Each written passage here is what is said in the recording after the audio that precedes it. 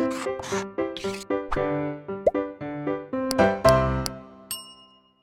Students, blueprint digital channel में आपका स्वागत है। मेरा नाम अनुज शर्मा है, मैं आपका केमिस्ट्री टीचर। आज हम मापन की पद्धतियों के बारे में चर्चा करेंगे। जैसे कोई भी माप होती है, भौतिक राशियों के बारे में मैंने आपको बताया था। किसी भी भौतिक राशियों को मापा जाता है। लंबाई होती है, दूरी होती है, समय होता है, और जैसे चाल होती है, त्वरण होता है, वेग होता है। इन सभी राशियों को हमें मापने के लिए कुछ पद्धतियों का इस्तेमाल करना होता है। उसको कोई मात्रक देना होता है, उसको कोई इकाई देनी होती है। तो उसके लिए हमारे संसार के अंदर बहुत सारी पद्धतियाँ इस्तेमाल की जाती हैं। तो उनमें से कुछ पद्धतियाँ इम्पोर्टेंट हैं जिनकी मैं एक एक करके आपको डिस्कस करता हूँ। सबसे पहले हमारी MKS पद्धति आती है, मीट्रिक पद्धति। इसको मीट्रिक पद्धति भी बोलते हैं। ज़्यादातर तो सभी माप में इसी का इस्तेमाल होता है, लेकिन इसके अलावा बहुत सारी पद्धतियाँ हैं जो कि आपके सिलेबस के अंदर दी हुई है। उन सभी के बारे में हमें चर्चा करना ज़रूरी हो जाता है। तो MKS पद्धति को हम मीट्रिक पद्धति बोलते हैं, और इसमें मुख्य रूप से 3 चीज़ों की माप दी होती है, 3 भौतिक इकाइयों की माप दी होती है। जैसे लंबाई को M4 मीटर, तो लंबाई को हम MKS पद्धति के अंदर मीटर में मापते हैं। अगर आपसे कोई भी आपको कोई माप इकाई कोई भी माप दे दी जाए और आपसे पूछा जाए कि MKS पद्धति में इसका मान निकालिए या इसका क्या मात्रक होता है, तो आप क्या बताएंगे? लंबाई को MKS पद्धति में मीटर में मापेंगे। जैसे 10 मीटर, 15 मीटर, 20 मीटर, 25 मीटर, इस तरीके से हमें वहाँ मीटर इस्तेमाल करना है। द्रव्यमान को हम हमेशा किलोग्राम में मापेंगे MKS पद्धति के अंदर, K4 किलोग्राम। जैसे 10 किलोग्राम किसी पदार्थ का भार है, 15 kilogram, 20 kilogram, 30 kilogram, 100 kilogram, 150 kilogram. इसी तरीके से समय को यहाँ हमेशा MKS पद्धति के अंदर सेकंड में मापा जाता है। और एक इम्पोर्टेंट बात यह है कि समय कहीं भी किसी भी पद्धति के अंदर हो, वो हमेशा सेकंड में मापा जाता है। जैसे 15 सेकंड, 20 सेकंड, 30 सेकंड, इस तरीके से। दूसरा नंबर जो CGS पद्धति आती है, इसको हम फ्रांसीसी पद्धति भी बोलते हैं। इसके अंदर जो लंबाई होती है उसको हमेशा सेंटीमीटर में मापते हैं। मीटर की जगह लंबाई में क्या आ जाएगा? सेंटीमीटर आ जाएगा। द्रव्यमान को ग्राम में मापते हैं।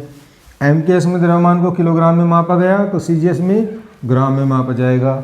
और समय को यहाँ भी सेकंड में मापेंगे। समय को तो हमेशा सेकंड में मापना है, चाहे कोई सी भी पद्धति होती है। तीसरे नंबर की पद्धति आती है हमारी ब्रिटिश पद्धति, फुट, पौंड, सेकंड। इसमें जो लंबाई को हमने मापा है वो फुट में मापा हुआ है। जैसे 15 फुट होता है, 20 फुट होता है। जैसे मकान की लंबाई 15 फुट है, ऊंचाई 12 फुट होती है। इस तरीके से किसी मनुष्य की लंबाई 5 फुट होती है, 5 फुट 6 इंच होती है, या 6 फुट होती है। इस तरीके से फुट में मापा जाता है। और यहाँ पर जो द्रव्यमान को हम मापते हैं वो पौंड के अंदर मापते हैं। P4 पौंड होता है, F4 फुट होता है, और S4 सेकंड होता है। और समय को इस पद्धति में भी सेकंड से ही मापा जाता है। तो दुनिया के अंदर मुख्य रूप से बहुत सारी पद्धतियाँ प्रचलित होने के कारण जो मापन होता था उसके अंदर बहुत सारी त्रुटियाँ रह जाती थी, या बहुत सारे परिवर्तन हो जाते थे। अलग अलग जगह अलग अलग तरीके से इकाइयों का इस्तेमाल किया जाता था। तो सभी साइंटिस्टों ने मिलकर मापन की एक अंतर्राष्ट्रीय पद्धति बनाई है, जिसको हम SI पद्धति बोलते हैं, सिस्टम इंटरनेशनल, अंतर्राष्ट्रीय पद्धति। सबसे पहले फ्रेंच एकेडमी ऑफ साइंस ने इस पद्धति का निर्माण किया था 1791 सन में, और हमारे देश में, भारत में, ये 1957 में लागू हुई थी। इसको हम मीट्रिक पद्धति भी बोलते हैं, SI पद्धति बोलते हैं, सिस्टम इंटरनेशनल, अंतर्राष्ट्रीय पद्धति या मीट्रिक पद्धति। ये कौन सी होती है? ये MKS पद्धति जो होती है, यही होती है अंतर्राष्ट्रीय पद्धति, या मीट्रिक पद्धति भी इसको आप बोल सकते हैं। तो इसके अंदर कुछ मुख्य रूप से जो मेन इकाइयाँ होती हैं हमारी, यूनिवर्सल होती हैं जो इकाइयाँ, उनके बारे में कुछ राशियाँ दी हुई हैं। इस टेबल से मैं आपको बताऊंगा कि कौन सी राशि के लिए क्या प्रतीक होता है, क्या उसकी SI इकाई होती है, SI यूनिट होती है। तो जैसे यहाँ द्रव्यमान होता है, भौतिक राशि, तो इसको हम स्मॉल m से प्रदर्शित करते हैं।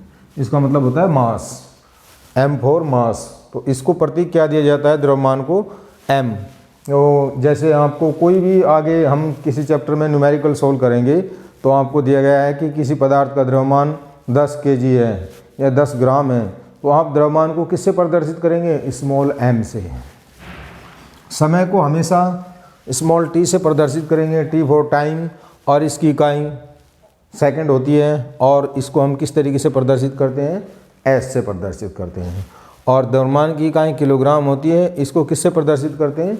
kg, kg for kilogram.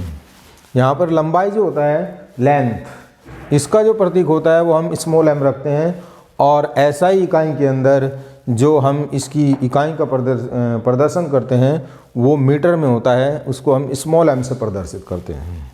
तापमान, टेम्परेचर, इसकी जो SI इकाई होती है वो केल्विन होती है, और इसको हम कैपिटल K से प्रदर्शित करते हैं। विद्युत धारा को हम I से प्रदर्शित करते हैं, कैपिटल I से, और इसकी SI इकाई जो होती है वो एम्पियर होती है, और इस एम्पियर को हम कैपिटल A से प्रदर्शित करेंगे। द्रव्यांश, किसी पदार्थ का अंश, किसी पदार्थ का कोई भार, अमाउंट ऑफ सब्सटेंस, उसको स्मॉल n से प्रदर्शित करते हैं, और इसकी जो SI इकाई होती है वो मोल होती है, 10 मोल, 15 मोल, 20 मोल, और इसको हम MOL, जो प्रतीक दिया जाता है मोल का, MOL दिया जाता है। और प्रदीपन की जो तीव्रता होती है, ल्यूमिनस इंटेंसिटी होती है, उसको हम IV से प्रदर्शित करते हैं, और इसका जो SI इकाई होती है, जो मात्रक होता है वो कैंडेला होता है, और इसको हम प्रतीक जो होता है वो CD से प्रदर्शित करते हैं। तो इस तरीके से इन पद्धतियों के द्वारा हम किसी भी भौतिक राशि का मापन कर सकते हैं, और किसी एक भौतिक राशि को दूसरी भौतिक राशि में परिवर्तन कर सकते हैं, इकाइयों का अंतः परिवर्तन कर सकते हैं, और मुख्य रूप से जो हमारी चलने वाली पद्धति होती है वो SI पद्धति या MKS पद्धति या मीट्रिक पद्धति होती है, जो कि पूरे संसार के अंदर कॉमन होती है। कहीं भी आप देख लेना, ये इस तरीके से लागू होती है।